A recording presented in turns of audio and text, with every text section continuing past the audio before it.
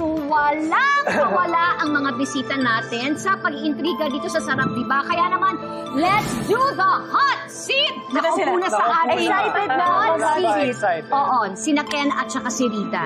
Ang hot seat question nyo ay... Hanggang saan humantong ang inyong pagiging love team in real life?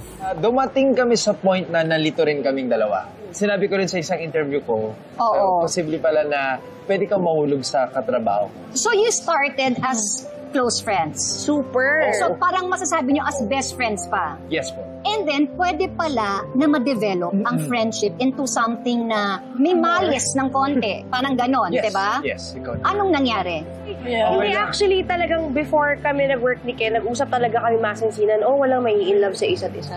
Nagulat na lang kami isang araw, parang, parang may ganun na, may something na. So may understanding kayo na parang na alam ninyo sa isa't isa na nahulog kayo sa isa't isa? It was reciprocated, yes. Oh, you were honest to admit it. Yeah. Sa isa't isa? Alam namin yun. Ay, oh my Pero gosh.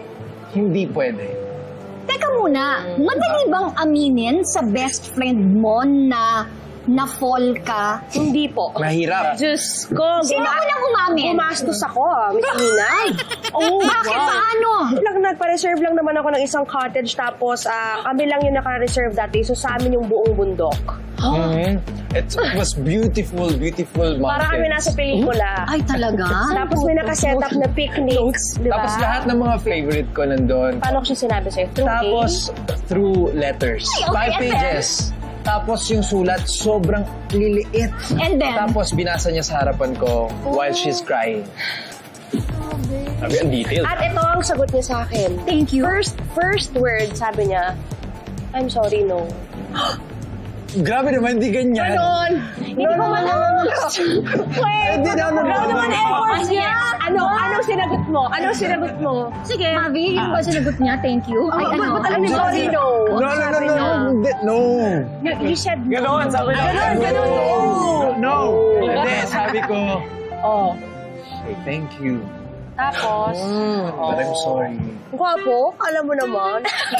Bakit sorry? Bakit no? Bakit hindi pwede? Grabe, So bakit gano'n yung sakit sa totoo? Natatakot ka? No, I was not ready.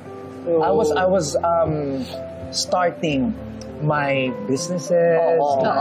Yun naman yung sinabi niya sa akin. Okay, yun ay, kumbaga, love life wasn't your priority then. No, sabi ko sa kanya, hindi pa ako handa. Kasi kung magsisinungaling, sige, let's do this. And I'm not ready. Mas lalo ko siyang masasaktan. Tama. True. Okay, hearing those words, mas gusto mo ba yung honesty niya or sana binigyan mo ako ng chance?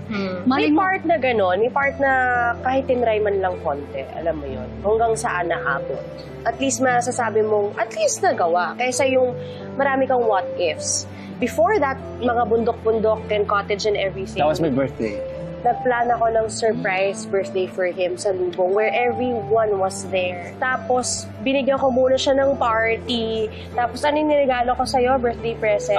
Telescope. So, may regalo na siya, may party na siya. Kinabukasan nun, nakipag-ano pa ako. Sabi ko pa dun sa handle namin, Kuya Eds, kunwari na lang may show, kunwari gano'n. May mapa-surprise Emmy na gano'n. So, para hindi siya makapag-no. Correct. So, kinabukasan, January 18, tama? Yun na yun. So, isipin mo, January siya, pasimula ng taon, painful agad. Oo. Okay, so ngayon nalaman na natin yung storya. Ang gusto kong malaman, paano kayo naging magkaibigan pa rin? But it really took us time. Bago kami naging ganito ulit, na nakapag-usap kami. Pwede Mga kami ilang magtabi. months? A year. 1 year. Alam niya, sabay kami tumagot.